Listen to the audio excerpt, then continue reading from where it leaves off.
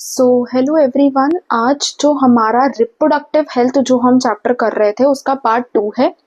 Part 1 में हमने कहाँ तक कवर कर लिया था? We have covered till CDRI Lucknow ने सहेली को डेवलप करवाया, ठीक है। एंड हमने RCH के प्रोग्राम के रिलेटेड उन्होंने क्या क्या किया, क्या क्या फैसिलिटीज हमें प्रोवाइड करी, क्या क्या ऐसे मेजर्स लिए जिसकी वजह से हमारी रिप्रोडक्टिव हेल्थ में इम्प्रूवमेंट आ पाए। तो हमने RCH के बारे में डिटेल में बात कर ली थी। आज की जो क्लास रहने वाली है, अब तुम्हें पता ही है कि जो नीट 2027 है, it is just next to the door, ठीक है। बस आने ही वाला है, जस्ट 9 मंथ्स लेफ्ट। अगर हम 9 महीने ही रह गए लगभग, तो हमें बकल अप करना पड़ेगा, हमें चैप्टर्स को अच्छे से भी पढ़ना पड़ेगा। रिवीजन के साथ साथ क्वेश्चन प्रैक्टिस भी उतनी ज्यादा इम्पोर्टेंट है। जितना ज्यादा तुम, ऐसे नहीं है कि चैप्टर पढ़ रहे हैं, आज ये लेक्चर देख लिया, सिर्फ लेक्चर नहीं देखने हैं, लेक्चर के बाद नोट्स को रिवाइज करना है। शॉर्ट नोट्स बनाए हैं तो उसको रिवाइज करो, क्वेश्चन प्रैक्टिस करो, ठीक है। क्योंकि अब अगला पेपर तो CBT मोड में होगा, that is computer based. Confirmation नहीं दे रही हूँ, जो पता है वो बता रही हूँ कि अगला पेपर तो CBT मोड में होने वाला है। मुझे नहीं पता कि CBT मोड में होगा या पेन पेपर में होगा, आई डोंट नो, बट ज्यादा चांसेस हैं कि CBT में हो। तो प्रैक्टिस करो, है ना, टेस्ट दो, ठीक है, एनालिसिस करो। OM अगर टेस्ट दो, एनालिसिस करो। अगर पेन पेपर मोड में हो रहा है तो OMR बबल फिलिंग की प्रैक्टिस करो, ठीक है। तो इन चीजों का ध्यान रखना बहुत इंपॉर्टेंट है, बिकॉज सब सही होता है, अच्छे से प्रेप करके जाते हैं, लेकिन ये जो छोटी मोटी गलतियां होती है ना, इसकी वजह से यू लूज मार्क्स। ओके, तो अब हम बहुत आगे बढ़ चुके हैं। हम 12th का सिलेबस भी साइमल्टेनियसली कंप्लीट करेंगे, 11th का सिलेबस भी साइमल्टेनियसली कंप्लीट करेंगे, ठीक है। आज का जो हमारा चैप्टर है रिप्रोडक्टिव हेल्थ, इसके बाद मैंने सोचा है कि या तो मैं जेनेटिक्स शुरू करूंगी या तो मैं बायोटेक शुरू करूंगी, देखती हूँ क्या शुरू करूंगी। बट रिप्रोडक्टिव हेल्थ का ये पार्ट 2 है, ठीक है। आज हम पॉपुलेशन वाला जो पूरा पैराग्राफ NCERT के अंदर दे रखा है वो पढ़ेंगे, ठीक है। उसके बाद हम पढ़ेंगे अगला टॉपिक जो हम पढ़ेंगे, दैट इज कॉन्ट्रासेप्टिव डिवाइसेस। उसके बाद हम पढ़ने वाले हैं कौन सा टॉपिक पढ़ेंगे उसके बाद वाला जो टॉपिक होगा, दैट इज कॉन्ट्रासेप्टिव डिवाइसेस, सारे मेथड्स, ठीक है, जितने भी होते हैं, बैरियर मेथड, ठीक है, और हमारा जो है नेचुरल मेथड, सर्जिकल मेथड, ठीक है, केमिकल मेथड, सारे मेथड्स को हम यहाँ पर पढ़ेंगे। उसके बाद पढ़ते हैं MTP, that is medical termination of pregnancy. फिर पढ़ते हैं जो हमारे सेक्सुअली ट्रांसमिटेड डिजीज होते हैं। फिर पढ़ते हैं infertility, that is the last topic. तो आज की क्लास में मैं कोशिश करूंगी कि टिल पॉपुलेशन वाला सारा पार्ट और जो तुम्हारा वो वाला पार्ट है, कौन सा, कॉन्ट्रासेप्टिव डिवाइसेस वाला जो पूरा पार्ट है वो मैं कवर करा दूं, ठीक है। तो अभी तो मैं लेके आई हूँ पॉपुलेशन वाला पार्ट, तो उससे शुरू करते हैं विदाउट वेस्टिंग एनी टाइम, क्योंकि टाइम वेस्ट करके कोई फायदा नहीं है, ठीक है। एक और बात, पॉपुलेशन वाले पार्ट की मैं NCERT लेके आई हूँ, बाकी मैं रिटर्न में कराऊंगी, बिकॉज वो पार्ट है समझने वाला, ठीक है। You have to understand things, you have to buckle up things, तुम्हें चीजों को एक एक करके समझना पड़ता है, ठीक है। तो वो वाला पार्ट होता है वो। आओ, तो ये वाला पार्ट हम कर रहे थे, if you can see on the screen. तो बोला गया कि देखो, अब हो क्या रहा था कि RCH ने इतनी सारी अच्छी अच्छी चीजें कर दी थी। RCH की वजह से हमारा maternal mortality rate, that is मातृ मृत्यु दर, अगर अगर पिछला लेक्चर नहीं पढ़ोगे तो ये वाला लेक्चर नहीं समझ आएगा, तो बेटर पिछला लेक्चर से शुरू करो। मातृ मृत्यु दर, मटर्नल मोर्टालिटी रेट का मतलब होता है मातृ मृत्यु दर, एंड इन्फेंट मोर्टालिटी रेट का मतलब होता है शिशु मृत्यु दर। तो अब क्या हुआ कि RCH प्रोग्राम की वजह से नए नए हॉस्पिटल्स डेवलप होने लगे, इंफ्रास्ट्रक्चर बढ़ गया हॉस्पिटल्स के अंदर, प्रोफेशनलिज्म मतलब एक्सपर्टीज, जो मेडिकल असिस्टेंट्स थी वो बढ़ गए हॉस्पिटल्स के अंदर, जिसकी वजह से अब मटर्नल मोर्टालिटी, क्योंकि क्या होता था कि during the time of delivery अगर प्रॉपर डिलीवरी नहीं हो पाती, मैं तुम्हें बताती हूँ क्या केस होता है। अगर फीमेल, क्या होता है जब फीमेल एक चाइल्ड डिलीवर करती है, अगर तुमने ह्यूमन रिप्रोडक्शन में पढ़ा हो, तो चाइल्ड जो होता है वो अम्बिलिकल कॉर्ड के थ्रू प्लेसेंटा से जुड़ा होता है। पहले चाइल्ड बाहर आता है, उसके बाद डॉक्टर का काम होता है, that is major important, placenta को बाहर निकालना। अगर प्लेसेंटा बाहर नहीं आती तो एक्सेसिव ब्लीडिंग होती है, जिसकी वजह से मदर की डेथ हो जाती है। तो अगर ये चीज नहीं होगी तो क्या मदर की डेथ हो जाएगी? बिल्कुल हो जाएगी। तो गांव वगैरह में जहाँ पे घर पे डिलीवरी कराई जाती थी वहां पर इस चीजों पे ध्यान नहीं दिया जाता था। उनका मेन फोकस था कि बच्चा निकालो, काम खत्म। बट इट इज नॉट, तुम्हें प्लेसेंटा भी बाहर निकालनी पड़ती है। तो इसीलिए अब मेडिकल प्रोफेशनलिज्म बढ़ गया, मेडिकल एक्सपर्टीज बढ़ गई, हॉस्पिटल्स बढ़ गए, ठीक है, इंफ्रास्ट्रक्चर इंक्रीज हो गया, जिसकी वजह से जो हमारा रिप्रोडक्टिव हेल्थ है, क्या हमारी पॉपुलेशन बढ़ेगी? बिल्कुल बढ़ेगी। अगर तुम सब जगह से कंफर्ट जोन प्रोवाइड कर रहे हो किसी भी इंडिविजुअल को तो वो पॉपुलेशन बढ़ेगी। कंफर्टेबल है ना, तुम्हें कंफर्टेबल, तुम अब उसको कोई टेंशन नहीं है, ठीक है। तो मातृ मृत्यु दर कम हो गया, शिशु मृत्यु दर मतलब कभी कभार घर पे डिलीवरी करने की वजह से बच्चे की भी डेथ हो जाती थी, अम्बिलिकल कॉर्ड गले में फंस गई, तो वो चीज तो तुम सर्जिकल मेथड से ही ठीक कर सकते हो, वो चीज तो तुम सर्जिकल प्रोसीजर से ठीक कर सकते हो, बट घर में you can only do natural delivery. तो इसकी वजह से जो इन्फेंट मोर्टालिटी रेट है वो भी इंक्रीज हो रहा था, है ना। तो अब क्या हुआ, आरसीएच ने ये जो सारे काम किए जिसकी वजह से मटरनल मोर्टालिटी रेट और इन्फेंट मोर्टालिटी रेट दोनों ही कम हो गया। तो देखो, तो जिसकी जब अगर बच्चे का मरना और माता का मरना कम होगा तो क्या नंबर ऑफ इंडिविजुअल्स पॉपुलेशन में बढ़ेंगे? बिल्कुल बढ़ेंगे। जिसकी वजह से पॉपुलेशन राइज अप होगी, बिल्कुल राइज अप होगी। तो यहाँ पे क्या लिखा है देखो, in the last century and all round development in various field significantly improved the quality of life of people.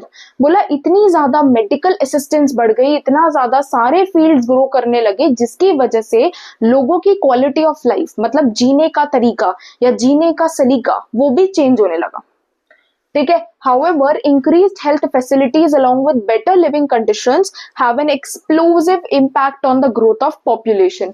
बोला कि हेल्थ केयर फैसिलिटीज इंप्रूव हुई, जो हेल्थ केयर फैसिलिटीज है उसमें इंप्रूवमेंट हुई। उसके बाद क्या हुआ, हेल्थ केयर फैसिलिटीज इंप्रूव हुई, ठीक है। हाँ, हेल्थ केयर फैसिलिटीज इंप्रूव हुई, बेटर लिविंग कंडीशंस आई लोगों के पास, लोगों का रहन सहन सही हो गया, ठीक है। अब पहले पहले वो जो लोगों का इंफ्रास्ट्रक्चरल डेवलपमेंट है, जिस घर में वो रह रहे थे वो सही हो गया आरसीएच की वजह से, जिसकी वजह से लोगों का क्वालिटी ऑफ लाइफ इंप्रूव हुआ, जिसकी वजह से पॉपुलेशन में भी इम्पैक्ट देखने को मिला। अब वर्ल्ड की पॉपुलेशन को कंपेयर करके दिखा रखा है, अंडरलाइन दिस, जो मैं बोल रही हूँ अंडरलाइन करने के लिए। तो वर्ल्ड की पॉपुलेशन देखो क्या लिखा हुआ है यहाँ पे,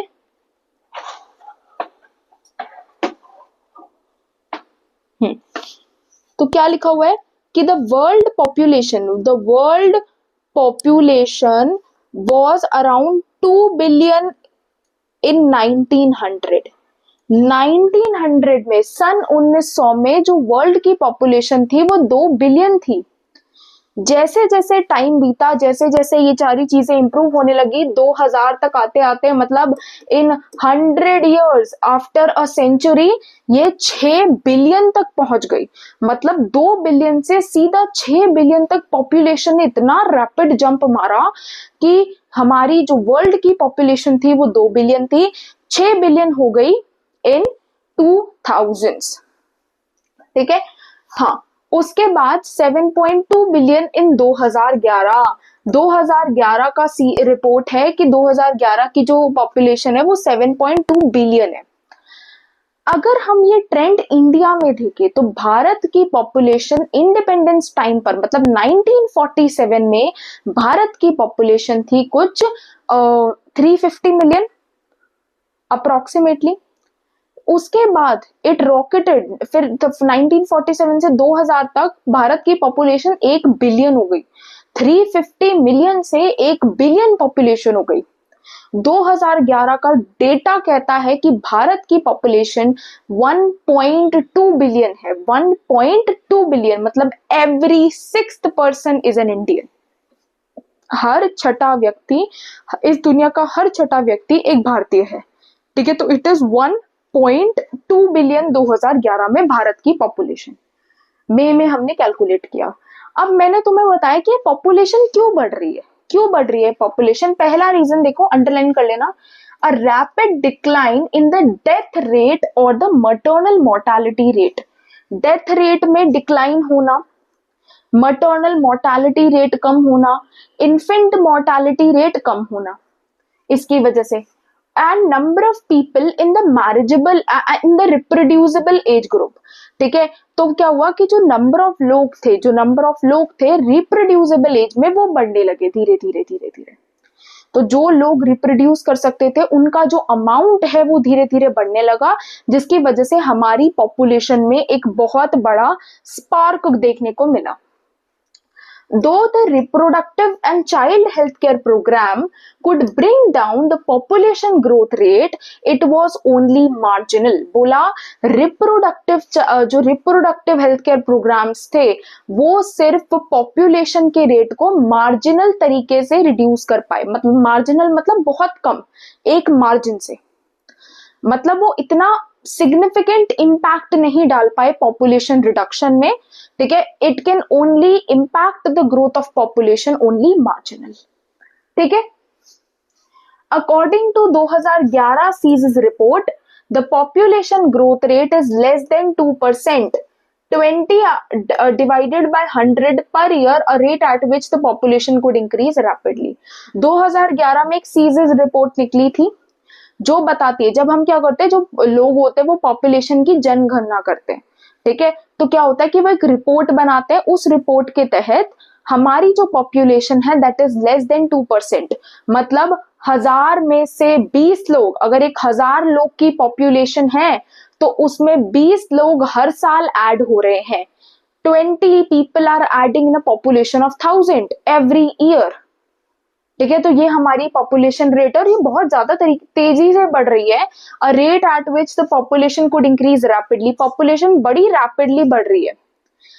अगर ऐसे ही पॉपुलेशन बढ़ती रही तो हमें एब्सोल्यूट चीजों की भी, जो एकदम असेंशियल नीड्स होती है ना, जो नीड्स है हमारी, उनकी भी कमी पड़ जाएगी, जैसे फूड, शेल्टर, है ना, किसकी कमी पड़ जाएगी, खाने की कमी, शेल्टर की कमी, क्लोथिंग की कमी। अगर ऐसे ही पॉपुलेशन बढ़ती रही तो रोटी, कपड़ा, मकान, इन तीनों की हमारे पास कमी हो जाएगी। ठीक है, in spite of a significant progress made in those areas, therefore the government is forced to take up serious measures to check the population growth rate। अब क्या हुआ, अब गवर्नमेंट ने इनिशिएटिव उठाया कि अब हम पॉपुलेशन ग्रोथ रेट को डिक्लाइन करके दिखाएंगे, हम कुछ ना कुछ तो ऐसा जरूर करेंगे जिसकी वजह से हमारा जो पॉपुलेशन रेट है वो थोड़ा सा कम हो जाए। तो अब क्या किया गवर्नमेंट ने, आओ, हाँ ये रहा, तो क्या किया, कुछ हो गया क्या, ग्लिच हुआ है, एक सेकेंड देना मुझे। 1 2 I'll cast it again। अब आ रहा है, हाँ अब आ गया। देखो क्या लिखा हुआ है, the most important step to overcome the problem is to motivate smaller families.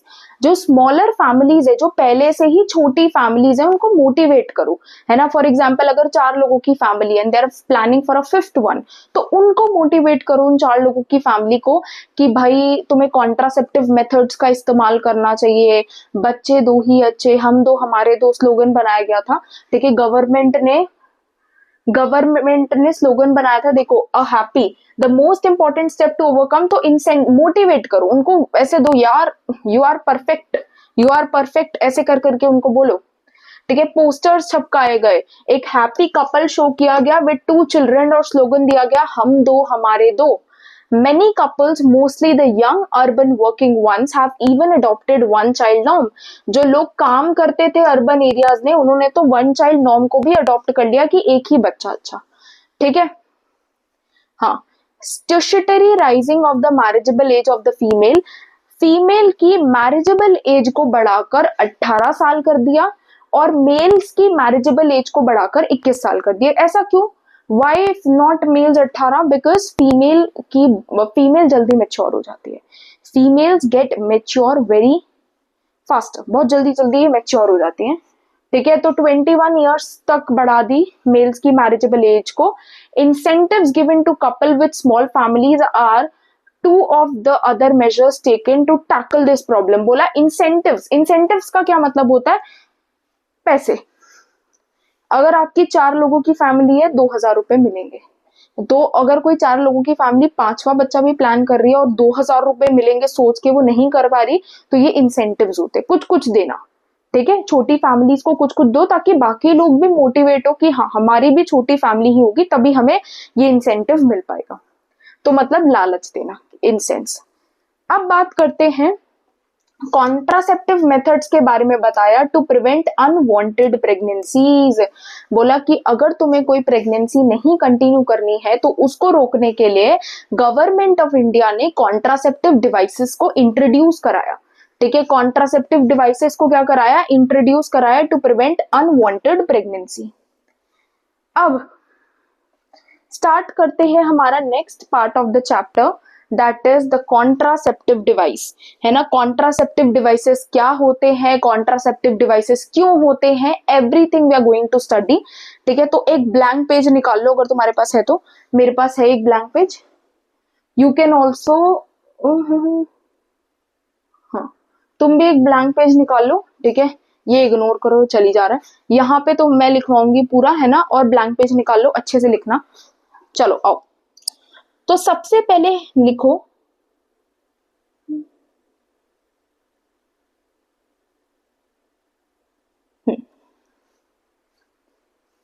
आ जाओ, तो सबसे पहले लिखो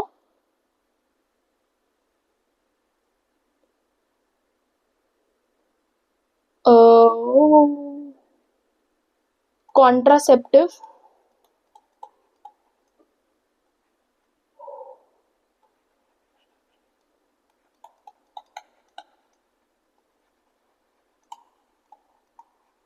मेथड्स, कॉन्ट्रासेप्टिव मेथड्स कि क्या क्या हम कॉन्ट्रासेप्टिव मेथड्स को अडॉप्ट कर सकते हैं जिसकी वजह से हम अनवांटेड प्रेगनेंसीज को प्रिवेंट कर पाए।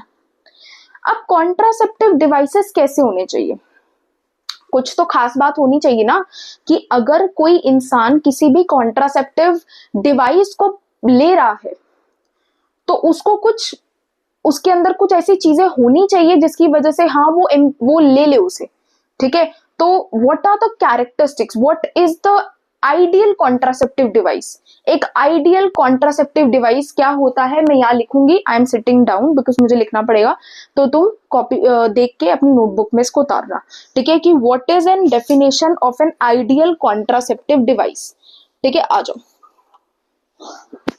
आओ आओ आओ,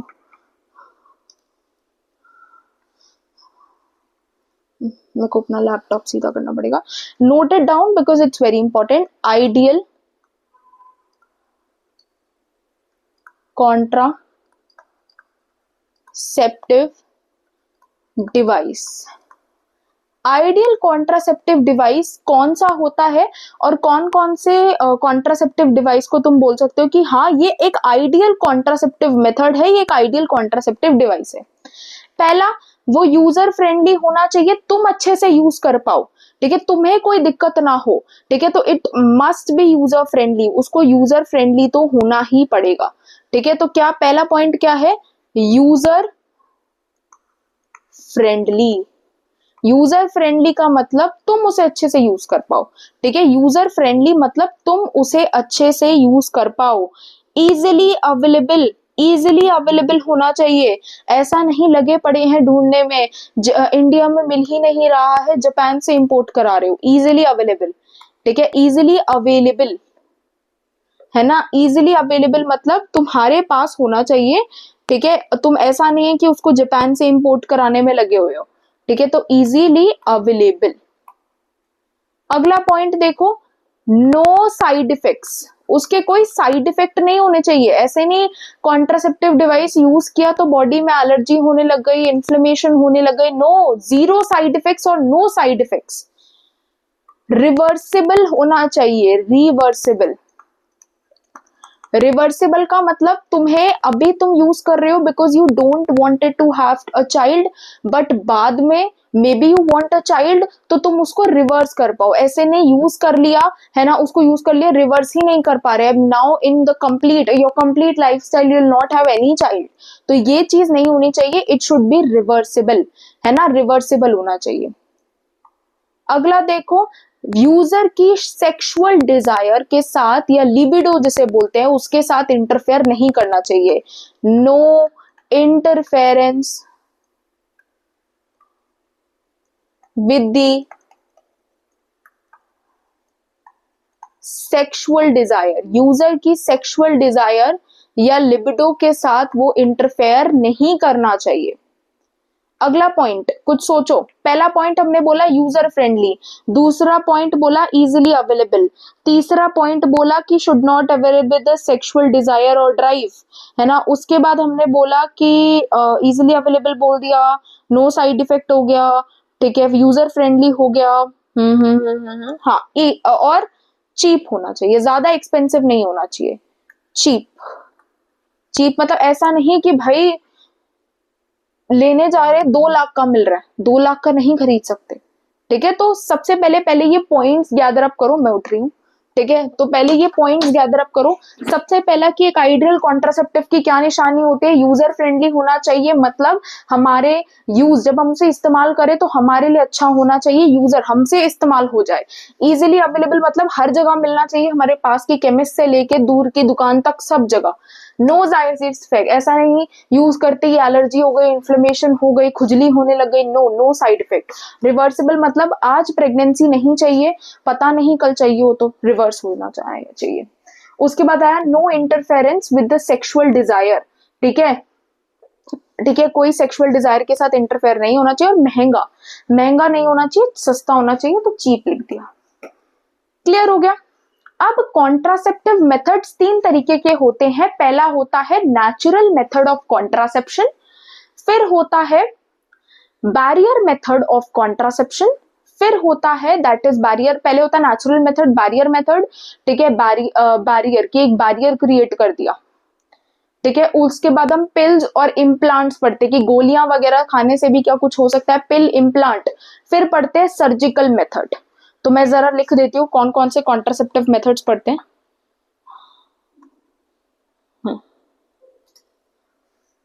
आ जाओ, types of contraceptive methods, type of contraceptive methods, ऐसे एक फ्लो चार्ट बनेगा, ठीक है, ऐसे एक फ्लो चार्ट बना लो टाइप ऑफ कॉन्ट्रासेप्टिव मेथड्स में। सबसे पहला टाइप जो है कॉन्ट्रासेप्टिव मेथड का, वो मैं थोड़े कलर चेंज करूं, हाँ ये वाला। सबसे पहला जो टाइप है that is natural method. Natural method के बाद कौन सा है,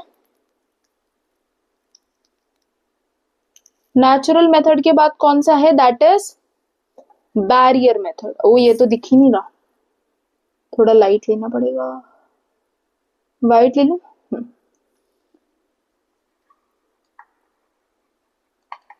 बैरियर मेथड। फिर कौन सा होना चाहिए बैरियर मेथड के बाद, पिल्स और इम्प्लांट्स,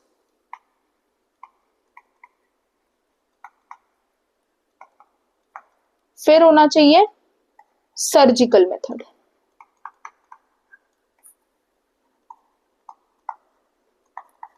ठीक है। तो कौन कौन से मेथड होते हैं कॉन्ट्रासेप्शन के, पहला होता है नेचुरल मेथड, फिर होता है बैरियर मेथड, फिर होता है पिल्स और इम्प्लांट्स, फिर होता है सर्जिकल मेथड। सबसे पहले पढ़ते हैं नेचुरल मेथड। नेचुरल मेथड में भी हमने 3 पढ़ने हैं। पहला है पीरियोडिक एब्स्टिनेंस, इसे कैलेंडर मेथड भी बोलते हैं, इसे रिदम मेथड भी बोलते हैं, ठीक है। अगला वाला आता है दैट इज क्वाइटस इंटरप्टस, फिर आता है लैक्टेशनल एमेनोरिया, लैक्टेशनल एमेनोरिया। तो सबसे पहले पढ़ते हैं नेचुरल वाले, आओ लिखो, हेडिंग डालो नेचुरल मेथड्स। अभी मैंने सारे बताए नहीं है कि इसमें कौन कौन से आते हैं, हम डिटेल में पढ़ेंगे, धीरे धीरे पढ़ेंगे, रश करने की कोई नीड नहीं। सबसे पहला नेचुरल मेथड जो हम पढ़ते हैं दैट इज, अब मैं नीचे बैठ के लिख रही हूँ, समझाऊंगी तो ऊपर आ जाऊंगी। सबसे पहला नेचुरल मेथड जो हम पढ़ते हैं दैट इज पीरियोडिक एब्स्टिनेंस। क्या पढ़ते हैं, सबसे पहला जो नेचुरल मेथड पढ़ते हैं दैट इज पीरियोडिक एब्स्टिनेंस। क्या नाम है? Periodic abstinence. आओ लिख दो, पीरियोडिक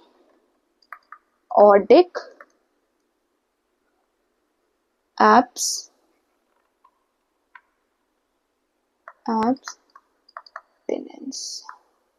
इसको मैं कैलेंडर मेथड भी बोलती हूं और इसको मैं रिदम मेथड भी बोलती हूं। तो वो होता क्या है, ध्यान से सुनो। तुमने ह्यूमन रिप्रोडक्शन चैप्टर पढ़ा होगा, मेंस्ट्रुअल साइकिल जरूर पढ़ी होगी, नहीं पढ़ी तो कोई नहीं, मैं बता रही हूँ। जो ह्यूमन फीमेल होती है उसकी मेंस्ट्रुअल साइकिल होती है 28 दिन की। 28 दिन में 14th डे पर ओव्यूलेशन होता है। ओव्यूलेशन का क्या मतलब होता है? ओव्यूलेशन का मतलब होता है इस दिन फीमेल एग रिलीज करती है। अब मैं इस लाइफ स्पैन बता देती हूँ। स्पर्म का जो लाइफ स्पैन होता है वो होता है 2 से 3 दिन। ओवा का जो लाइफ स्पैन होता है वो होता है 1 दिन। मतलब जो ओवा होता है वो सिर्फ 24 घंटे के लिए जिंदा रह सकता है, उसके बाद वो वहीं उसका क्या हो जाएगा? फैगोसाइटोसिस हो जाएगा, वहीं मर जाएगा। तो अब होता क्या है कि अगर तुम्हें अपनी मेंस्ट्रुअल साइकिल का पूरा पता है कि कब मेंस्ट्रुअल साइकिल शुरू होती है, किस दिन ओव्यूलेशन होता है, यू नो एवरीथिंग, तो तुम क्या कर सकते हो? तुम अपने ओव्यूलेशन डे वाले दिन अगर तुमने उससे 2-3 दिन पहले और 2-3 दिन बाद सेक्सुअल इंटरकोर्स से अब्सटेन कर लिया तो you will prevent conception. Conception का कॉन्ट्रासेप्शन मतलब प्रेगनेंसी को रोकना, कंसेप्शन का मतलब प्रेगनेंसी को कंसीव करना। ठीक है, तो अगर तुम ये टाइम पीरियड में, फॉर एग्जाम्पल 14th डे को तुम्हारा ओव्यूलेशन डे है ना, मैं यहाँ पे थोड़ा बना के दिखा देती हूँ ताकि तुम्हें समझ आ जाए कि क्या बोल रही हूँ मैं। फॉर एग्जाम्पल यहाँ पे है 14th डे, ये तुम्हारा क्या है? ये तुम्हारा है ओव्यूलेशन डे। अगर तुम्हारी आइडियल मेंस्ट्रुअल साइकिल 28 दिनों की है, ये आइडियल मेंस्ट्रुअल साइकिल की कहानी है। अगर तुम डे 10 से लेकर डे 17 तक, यहां से यहां तक क्वाइटस अब्सटेन कर लेते हो,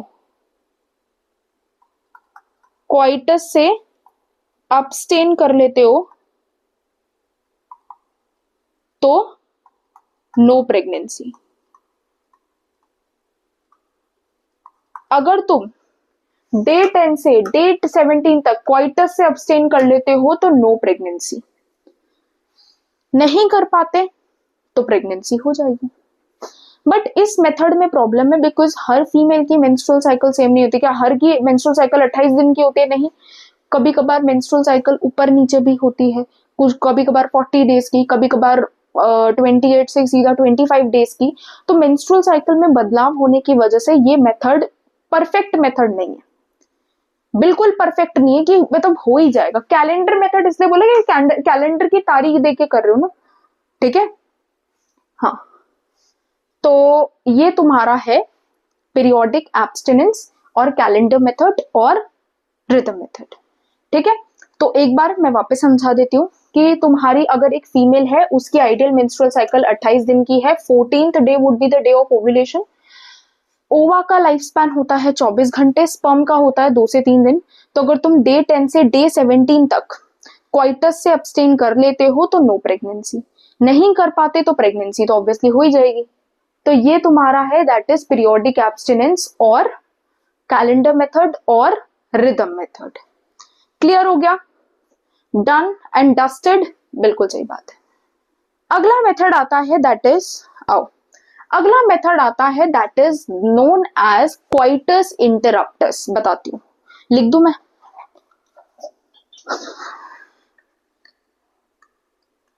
coitus interrupts.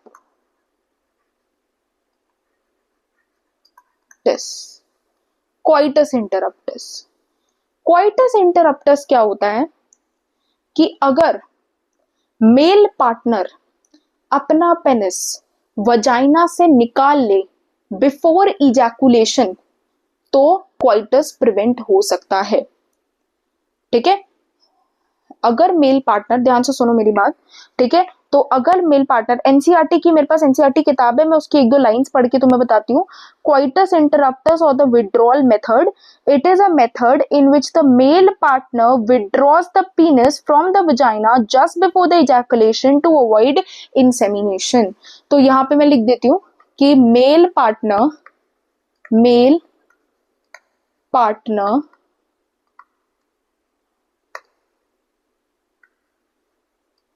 remove its penis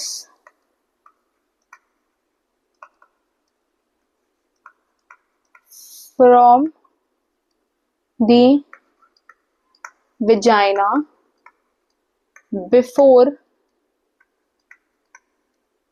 ejaculation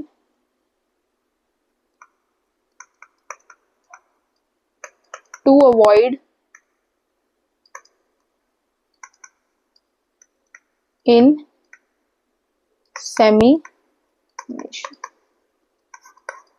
ठीक है, तो अगर मेल पार्टनर अपने पीनस को वजाइना से रिमूव कर लेता है बिफोर इजैकुलेशन तो इंसेमिनेशन नहीं होगा. बट इसका ये भी 100% नहीं है, बिकॉज प्री इजैकुलेटरी फ्लूइड में भी स्पर्म्स होते हैं, है ना, प्री इजैकुलेटरी फ्लूइड में भी स्पर्म्स होते हैं. तो ये मेथड भी इतना नहीं है कि भाई रोक ही लेगा प्रेगनेंसी को, नहीं. This method is not a ideal method, I would say, है ना, बिल्कुल परफेक्ट नहीं है कि रोक ही लेगा, गलत. ठीक है, अगला मेथड जो होता है that is lactational amenorrhoea. Before starting this method I wanted to tell you कि लैक्टेशनल एमेनोरिया को एक बार ब्रेक कर दो. लैक्टेशनल एमेनोरिया को एक बार तुम ब्रेक कर दो टू वर्ड्स में. लैक्टेशनल एमेनोरिया, लैक्टेशन मतलब लैक्टेशन पीरियड के दौरान एमेनोरिया मेंस्ट्रुअल साइकिल का ना होना. मेंस्ट्रुअल क्योंकि क्या होता है, जब फीमेल अपने चाइल्ड को, न्यू बॉर्न बेबी को ब्रेस्ट फीड करा रही होती है तो बॉडी के अंदर प्रोलैक्टिन का अमाउंट ज्यादा बनता है. प्रोलैक्टिन का बनने की वजह से फीमेल के अंदर मेंस्ट्रुअल साइकिल नहीं होती. मेंस्ट्रुअल साइकिल क्योंकि ओव्यूलेशन नहीं हो पा रही है, ओव्यूलेशन नहीं होती, मेंस्ट्रुअल साइकिल भी फीमेल के अंदर नहीं होती. पर ये जो मेथड है ये सिर्फ 6 महीने के लिए ही एप्लीकेबल होता है. आफ्टर 6 मंथ्स ये एप्लीकेबल नहीं है, और कुछ फीमेल्स में तो 6 महीने से पहले ही ये खत्म. ठीक है, 6 मंथ से पहले ही ये नहीं होता, है ना. तो क्या होता है, लैक्टेशनल एमेनोरिया का मतलब होता है कि फीमेल जब अपने बेबी को ब्रेस्ट फीड करा रही होती है उस दौरान प्रोलैक्टिन का अमाउंट बॉडी के अंदर ज्यादा बनता है, क्योंकि मिल्क फॉर्मेशन करानी है, जिसकी वजह से ओवुलेशन नहीं होती, मेंस्ट्रुअल साइकिल नहीं होती, एब्सेंस ऑफ मेंस्ट्रुएशन होता है, जिसकी वजह से फीमेल जो है, अगर वो 6 मंथ्स में अगर कोई भी सेक्सुअल इंटरकोर्स होता है with in 6 months of lactation, तो कोई भी प्रेगनेंसी नहीं होती. बट ये जो मेथड होता है ये सिर्फ 6 महीने के लिए ही एप्लीकेबल है. It is not applicable for entire life, सिर्फ 6 महीने के लिए ही एप्लीकेबल होता है. ठीक है, तो जरा इसको लिख देते हैं, समझ तो आई गया होगा. और अगर क्वेश्चन आ जाए पेपर में, अगर कुछ घुमा के क्वेश्चन पूछना हो इसमें से, तो ये दे देंगे कि नेचुरल मेथड में से कौन सा हार्मोनल कंट्रोल्ड मेथड जहां पे हार्मोन का इस्तेमाल हो रहा है, दैट इज कौन सा method, lactational amenorrhoea. Because prolactin की वजह से चीजें अफेक्ट हो रही है, प्रोलैक्टिन हार्मोन की वजह से चीजें अफेक्ट हो रही हैं. तो कौन से मेथड में हो रही है, ठीक है, लैक्टेशनल एमेनोरिया में. तो यहां लिख लो जरा, लैक्टेशनल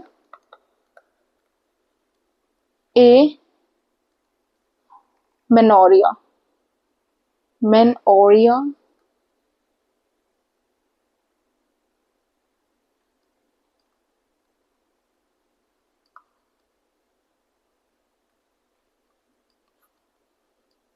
ठीक है. लैक्टेशनल एमेनोरिया में क्या होता है, absence of menstruation, no ovulation that leads to absence of menstruation. ठीक है, तो यहां लिखो no ovulation, no menstruation, no ovulation भी नहीं होता, मेंस्ट्रुएशन भी नहीं होता. ठीक है, जिसकी वजह से मेंस्ट्रुएशन भी नहीं हो रहा है, ओव्यूलेशन नहीं हो रहा है, due to increase level of prolactin during intense lactation. तो बोला गया कि लैक्टेशनल एमेनोरिया में ओव्यूलेशन नहीं है, मेंस्ट्रुएशन नहीं हो रहा है due to increase level, body के अंदर प्रोलैक्टिन का अमाउंट ज्यादा है लैक्टेशन के दौरान। इट इज सो अभी तक हमने पढ़ा लैक्टेशनल एमेनोरिया के अंदर कि when there is no ovulation, जब मदर न्यूबॉर्न बेबी को लैक्टेशन पीरियड वाला जो टाइम होता है जहाँ पे जो बेबी होता है वो ब्रेस्ट फीड कर रहा होता है, उस दौरान बॉडी के अंदर प्रोलैक्टिन का अमाउंट ज्यादा होता है, जिसकी वजह से क्या होता है, प्रोलैक्टिन की वजह से कोई ओव्यूलेशन नहीं होती, नो मेंस्ट्रुएशन, जिसकी वजह से प्रेगनेंसी या फिर अगर इस दौरान 6 महीने के period when it is validated, it is valid for 6 months. ये लाइन बड़ी इंपॉर्टेंट है कि 6 महीने तक ही ये वैलिडेट होता है, 6 महीने के बाद इसका कोई वो नहीं है, ठीक है। 6 महीने के बाद नोबडी, इसका कोई वो ही नहीं है कि 6 महीने के बाद बस 6 महीने तक वैलिडेटेड है, कुछ फीमेल्स में 6 महीने तक भी ये वैलिडेटेड नहीं होता, ठीक है। तो ये था हमारा लैक्टेशनल एमेनोरिया। अब मैं कुछ एक बात वेरी इंपॉर्टेंट बोलना चाहूंगी कि नेचुरल मेथड्स में तुम किसी पिल का यूज नहीं कर रहे, तुम किसी डिवाइस को अपनी बॉडी के अंदर इंसर्ट नहीं कर रहे, तो कोई साइड इफेक्ट, कोई हार्मोन चेंजेस नहीं हो रहे तुम्हारी बॉडी के अंदर, तो कोई इसके अंदर जीरो साइड इफेक्ट, नील साइड इफेक्ट, कोई साइड इफेक्ट होता ही नहीं है, इसका कोई साइड इफेक्ट नहीं होता, रिस्क फैक्टर भी नहीं होता कि बॉडी को कोई रिस्क भी नहीं है। बट इसका जो रेट होता है ना, सक्सेस रेट बहुत कम होता है, क्योंकि नेचुरल मेथड के अंदर चांस फैक्टर होता है, कोइटस इंटरप्टस के अंदर भी चांस फैक्टर है, ये भी सिर्फ 6 महीने तक ही एप्लीकेबल है, तो इट इज अ रिस्क वाला, साइड इफेक्ट नहीं होते बट रिस्क होता है, ठीक है, कि प्रेगनेंसी हो भी सकती है, नहीं भी हो सकती, यू कांट बी 100% श्योर कि यार प्रेगनेंसी नहीं होगी या कंसेप्शन नहीं होगा, ठीक है। तो आज का सेशन हम यहीं तक रखते हैं, ठीक है, क्योंकि बी इट लाइट, ताकि तुम रिवाइज भी कर पाओ उतना जितना मैं पढ़ा रही हूँ, ठीक है। तो आज का सेशन हम यहीं तक रखते हैं, ठीक है। Thank you for watching, and अगले इसको रिवाइज करके आना जितना भी है, एंड अगले सेशन में हम बैरियर मेथड एमटीपी तक कोशिश करेंगे कंप्लीट कर लें, ठीक है। एमटीपी, हाँ एमटीपी 4 लेक्चर में हो जाएगा चैप्टर, ये एमटीपी तक कोशिश करेंगे कंप्लीट हो जाए, और फिर अगले में हमारा सेक्सुअली ट्रांसमिटेड डिसीज और इनफर्टिलिटी। ओके, सो हमारा यहाँ तक ये खत्म होता है। आई होप तुम्हें पसंद आया होगा, और रिवाइज जरूर करना है ना, only mere by watching the lectures, mere by just seeing it entire 30 to 40 minutes तुम नहीं कर पाओगे, you have to still revise it very firmly, very quickly and very decently, okay, so thanks for watching, bye bye।